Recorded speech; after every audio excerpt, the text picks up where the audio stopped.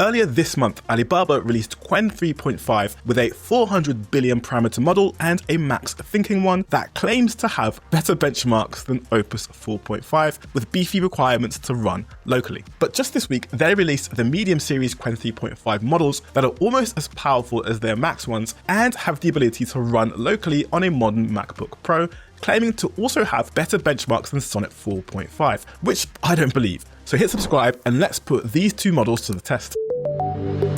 Most developers will admit that Sonnet 4.5 is a great model, working well with Claude Code, Cowork, and the whole Anthropic suite, making the experience feel premium. But you have to be online for these models to work, and they're not that cheap. Qwen 3.5's medium series aims to change all of that by making it possible to run a model as good as Sonnet 4.5 locally, and people on Twitter are going crazy. But I'm not convinced it's actually as good as Sonnet 4.5. So I'm going to test both these models on an easy, medium, and a hard task and see which one performs better. But before we get into the testing, I have a small confession to make.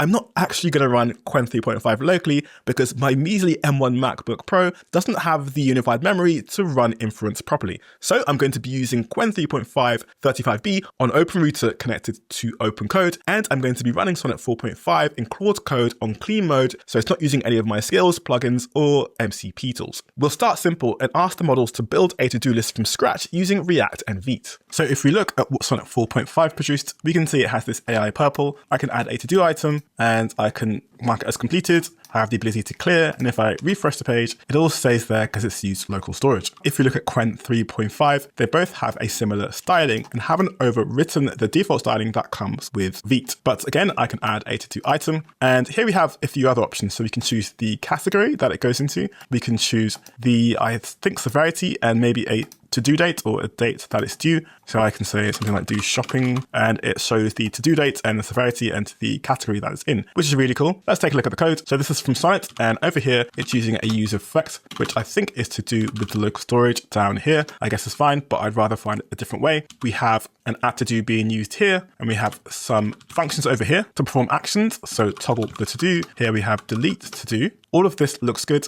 And the one thing that I'm a bit shocked about is the bit up here that mentions the JSON parsing. So it looks like it's saving it in local storage as JSON and then passing it. And it would have been nice to have this code in a separate function so that if we want to add more things to it, it wouldn't clog up the top of the code over here. Now, if we look at Qwen, we have some categories. It doesn't look like any user effect is being used, which is good. And if we scroll down, we have handle submit, which is the name I would prefer to use. And we also have handle update, handle delete, and handle toggle completed. And one thing I really like about this is it put the to-do items in a separate component. So instead of clogging up the main component, so the main to-do app component, it created a new component over here, which is used down here in the app section since there are multiple to-do items. So the win goes to Qwen because it produced a to-do list with many more features. But after I ran these tests, I realized that Qwen had the superpowers skill enabled in OpenCode. So I ran it again without the skill, and this is the result we got. So I guess the win goes to Sonnet. Let's move on to the second test, which is to build an interactive solar system using React, Vite, and Three.js. Claude did a much better job in one shot. Okay, it is missing a few planets, but I can click on the ones that exist. I can click on the sun and get some information about it. I can click on Uranus down here and also get some information about it. The movement on the site is also flawless, so I can pan, rotate, zoom in and out, and so on. And here is what Qwen produced. Yes, a blank page. If we take a look at the console, we can see there's an error here that I did pass to Qwen multiple times, but it wasn't able to solve. In fact, the whole process of creating this was quite cumbersome. Qwen did go to sleep a few times, and I had to wake it up, and it also struggled to fix errors over and over again. Not to mention, if we take a look at the files produced by Qwen, we have a package.json here, a package lock, and a node modules directory, which was not used at all because the main project is inside the solar system directory and a proper package.json as well as a proper node modules directory. So for test number 2, Claude also wins. For the final test, I got these models to modify an existing code base to take a screenshot of a tweet when the user posts the URL inside the app. We'll start off with Claude, which produced the screen page over here, giving me the option to change the background and padding. Now, the first time I ran this, I did get an error, which I asked Claude to fix. I'm going to copy the URL for this tweet by JSON, paste it in here and click capture. And after a few seconds, we get the image down here with the option to download it. And here is the result from Qwen with a screen page over here. Again, I'm going to copy this tweet, paste it here. It says extract video instead of extract screenshot. and it starts to capture it, which looks promising. But after a while, we hit a 60-second timeout, which is similar to the error we experienced with Sonnet.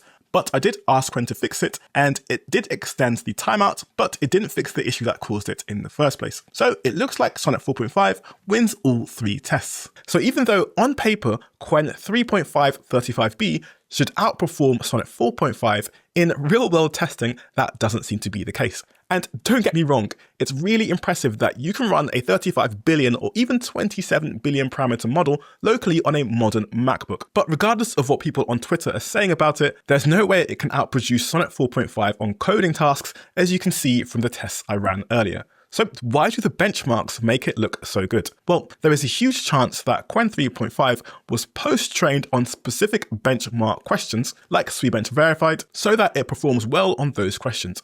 But a model like Sonnet 4.5 would have been post-trained on a much broader and robust dataset, making it handle more nuanced tasks. But not to mention the Qwen model I tested had 35 billion parameters, but only used 3 billion during inference, whereas even though Anthropic don't publish their numbers, looking at estimations, Sonnet 3 could have been trained on 70 billion parameters, and there's no doubt Sonnet 4.5 would have much more. So it's not really fair to compare these models on benchmarks alone. It's always important to do your own research and run your own evals. I mean, there is a reason why Qwen 3.5 wasn't included on the model list for Open Code Go. While we're on the topic of Qwen, their TTS model was recently released, and Joss has a great video covering it for voice cloning, emotions in voice, and so much more, which you can check out here.